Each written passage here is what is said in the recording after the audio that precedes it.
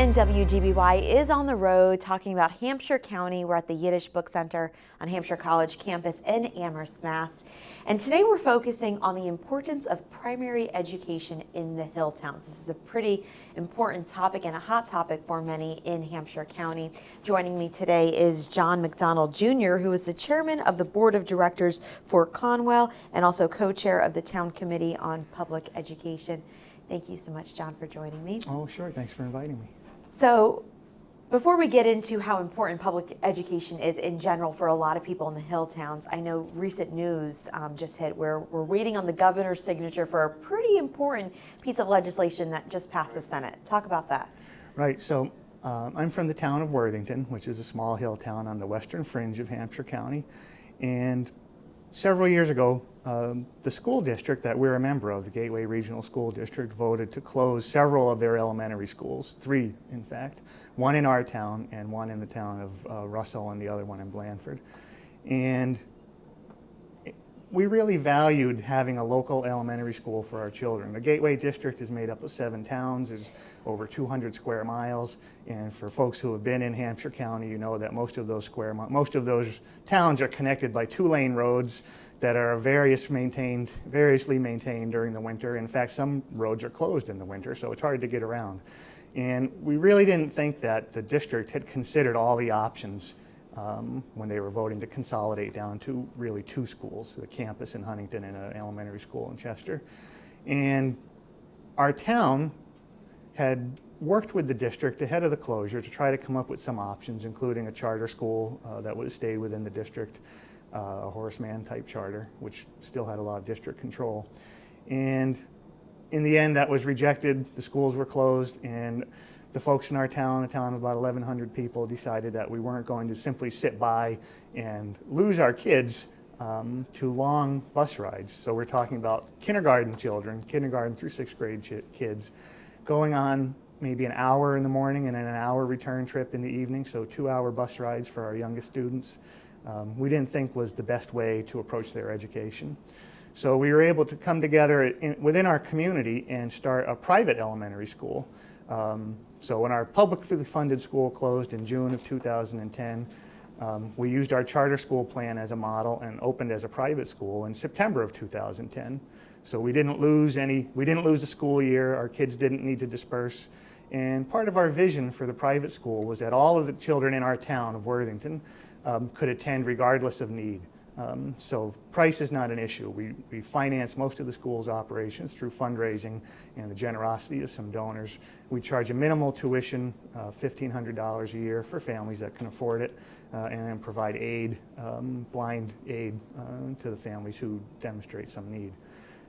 And we were pretty successful. We kept about 80% of the kids in that K through 6 age group when the school started. And part of our mission was also to submit legislation that would allow us to leave the Gateway District and form our own publicly funded school again.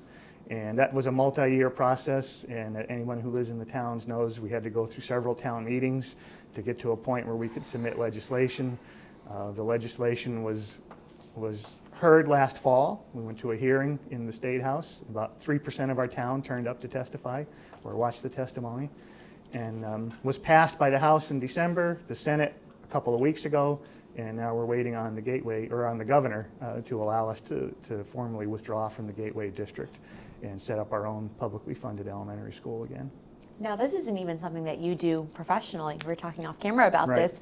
This is just a cause that you've taken up because your daughter was in the school and you wanted quality education for your daughter without, like you mentioned, that 1-hour bus ride to get to school, 1-hour bus ride coming back, and at a very young age. This isn't even junior high or high schoolers we're talking about. These are kindergarten students.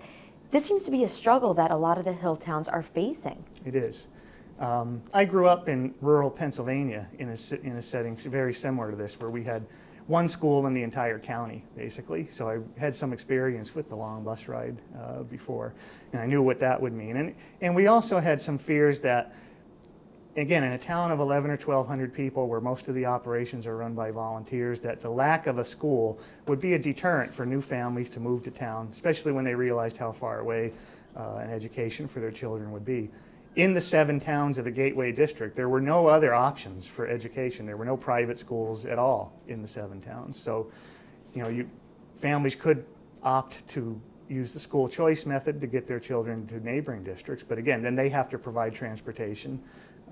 So it was a real conundrum for our families. We like living, people who live in the Hilltowns like living in that rural environment, but you're stuck with very limited options for education.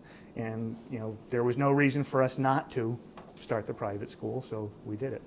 Now you're waiting on the governor's signature to turn Conwell back into that public school and make it more accessible. Correct. How optimistic are you guys that it'll happen? And if it does happen, how soon can the ball get rolling? Right, so we're very optimistic that our big hurdles were in the legislature. So once the bill got reported out of committee favorably, that was a big step. And then the House and Senate votes were big steps. And we think we have support from the Department of Elementary and Secondary Education, who will advise the governor on whether to sign or not. So we're pretty optimistic that the bill will be signed. He has until May 8th to do it. So hopefully that'll happen in the very near future. And then there's a whole series of steps we have to go through again to reopen a public school. We have to withdraw from the Gateway District. We have to set up a new school committee and develop a new relationship for our 7th through 12th grade students. And we have a tentative agreement worked out with the Hampshire Regional District to send our students there on a tuition basis. So we've got a number of steps in place, and we're looking forward to reopening again in September of 2015 as a public school. Now, I'm sure some districts don't want you guys to leave, but you guys almost feel like you have to do what's best for you. Is that hard though, Hilltowns aren't crammed full of thousands of people. You guys are smaller towns trying to survive the best you can and still provide that quality education to your children. How do you find that balance? It is, and it's been fairly controversial in the 7 towns of the district. Our town of Worthington has been paying a little bit disproportionately higher rate of education to Gateway for the last 20 years or so. Some of the other towns have benefited from that subsidy. And some families are going to continue to choose to go there. We work together on other issues of local need, fire departments and things like that, and are going to still cooperate. So it has been a bit of a controversy. One of our disagreements with the other towns is simply that they have not wanted to spend more on education. So the Gateway budget has over the past decade or so really had a hard time getting approved. We always voted for it, and some of the other towns didn't. And so that kind of pent-up frustration with the folks in our town was where we wanted to spend more to provide a quality education. We were competing with folks in other towns who didn't want to spend quite as much or spend their money on other things. Everybody has their own needs in their town. And we thought this was the best solution for us. As being a rural town, not even city, talk about the impact that this would have on a child's education if they didn't have to take that hour and a half trip into school and hour and a half trip back. Talk about the positive impact that this could have on your child's education. Sure. So certainly time spent on a bus is not time spent learning anything. There's a little bit of socialization going on probably, but it's not time spent on education. And under the best circumstances in these small towns, you're looking at an hour each way, so maybe a cumulative 2-hour bus ride a day. Snowy days in the winter, bad roads, you're looking at longer.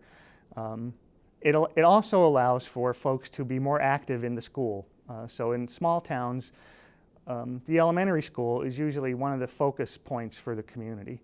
So before the public school closed, we had almost as many members of the community coming in to volunteer during the course of the year as we had students.